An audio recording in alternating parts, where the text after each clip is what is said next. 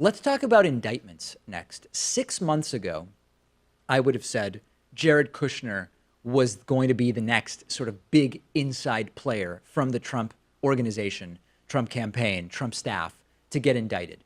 We did a poll last week on our YouTube channel, and 42% of our audience said that Donald Trump Jr.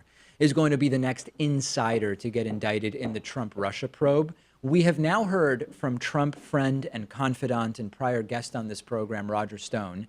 He has gone public with the claim, he is asserting that Donald Trump Jr. is about to get indicted. A Political Insider spoke to Roger Stone, that's a right-wing publication you may not be familiar with, spoke to him over the weekend. And Roger Stone said, quote, "I predict based on excellent sourcing that the special counsel is going to charge Donald Trump Jr. with lying to the FBI. Notice they're not charging him for having an illegal meeting with a Russian at Trump Tower because there's nothing illegal about that meeting." There are about 10 interesting things about this that we could talk about. I want to just focus in on a couple of them today. First of all, who are Roger Stone's sources that would know if an indictment is coming for Donald Trump Jr.? Either that's a lie or he has some interesting people he's in touch with, which we would want to know more about. That's number one. Number two, Roger Stone's claim that Trump Jr. isn't getting indicted for the Trump-Russia meeting may be both accurate as of right now and highly deceptive. And what I mean by that is it may well be true that there isn't already an impending indictment or a sealed indictment for the meeting in Trump Tower that Donald Trump Jr. was involved in the planning of and participated in. We don't know that Don Jr. has extensively discussed that meeting, or that if he has, that Robert Mueller has finished his investigation into that meeting. Or to say it in a different way, Robert Mueller has been waiting on a lot of the family insiders, and he may merely not have gotten to a full investigation of Donald Trump's Jr.'s specific role and possible criminality surrounding that meeting. Almost every week, there's new information about that meeting. Who knew what and when did they know it? Who planned it? Who said what pre-meeting discussions were there? What follow-up discussions and actions took place? It would almost be surprising if Mueller was ready to recommend indictments for the meeting itself. What Mueller may already know, and this is if we believe that Roger Stone is telling the truth here, what Mueller may already know is that Don Jr. lied about the meeting or about something else, because what Stone is claiming is that the indictment would be for lying to investigators. But now let's get to the most important thing here. Whether it's true or not that Donald Trump Jr. is about to get indicted, why would Roger Stone go public with the allegation? Couple possibilities. At the top of the list is that Stone wants to goad Donald Trump into firing Robert Mueller as soon as possible, maybe to interfere with Roger Stone's own possible indictment. It is getting to sort of now or never for firing Mueller, because the indictments, the guilty pleas, the guilty verdicts, they are now in full swing. It's not going to be that much longer before it hits the family or the real insiders, if it's going to.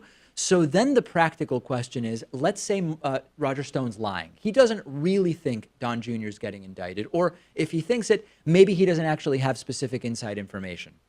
If he succeeds at getting Trump in a panic to say, Don Jr. is getting indicted, I'm firing Mueller now, does it actually stop the indictment of Don Jr.? Because very often these indictments are written up ahead of time and sealed. And if that's the case, it's not even clear that firing Mueller would stop the indictment of Don Jr. As far as the merits of whether Don Jr. is likely to get indicted, remember when Steve Bannon said during an interview, quote, "They're going to crack Don Jr. like an egg on national TV." Others have also speculated that Don Jr. is in trouble. So it certainly would come at no surprise. In the end, there's likely so much going on with the investigation that none of these speculators actually know anything about. With George Papadopoulos, remember, it was months after his indictment and guilty plea that we found out about it. So anything could be happening. And the bottom line is that Stone's motives could involve deception to prevent him from ending up indicted by Robert Mueller's investigation. The content of it, the idea of Don Jr. getting indicted in and of itself, that's not surprising. We've been talking about a Don Jr. indictment for a while now, and even more over the last 2 to 3 weeks. But never underestimate what individuals are willing to go to for the purposes of self-preservation. That is what's motivating a lot of what we're seeing. Michael Cohen, the longtime love of Donald Trump, just their love for each other so strong and amazing and unbelievable.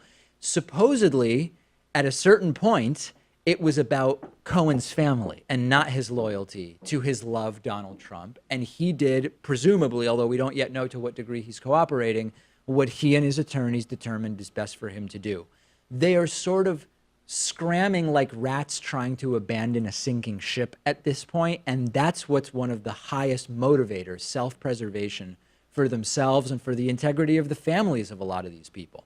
If you're not following the David Pakman Show on Instagram, you should. Go to at David Pakman Show on Instagram, behind the scenes pictures. You can ask me questions.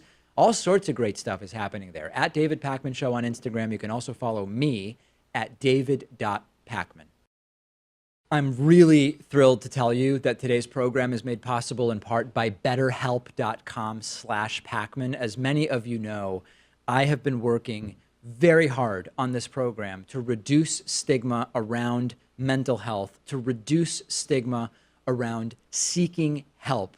And I have a family that is very involved in mental health. And if you've not already heard about BetterHelp, it is a tremendous resource. BetterHelp gives you, through your phone and computer, affordable private access to licensed, trained, accredited, experienced psychologists, counselors, therapists, and clinical social workers who are dedicated to helping you through whatever is going on in your life. You just go to betterhelp.com/Pakman, fill out a questionnaire. They will match you with a counselor that will work best for you. They are LGBT friendly. You can even say, I want a counselor who's not religious, if that's important to you.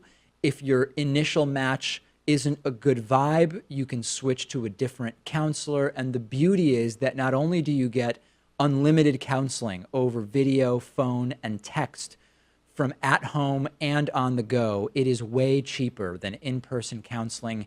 And after 3 months, it becomes even cheaper for you. They also have financial aid for people who need help paying, but you get the same professional licensed therapy that you would by going to someone's office. And I believe that so many people would benefit from therapy, whether you're dealing with an acute situation in your life, whether there are bigger picture difficulties that you're experiencing. Please consider checking out betterhelp.com/Pakman. It's easy to sign up and get started. We've put a link in the description if you're watching on YouTube. Once again, that is betterhelp.com/PAKMAN.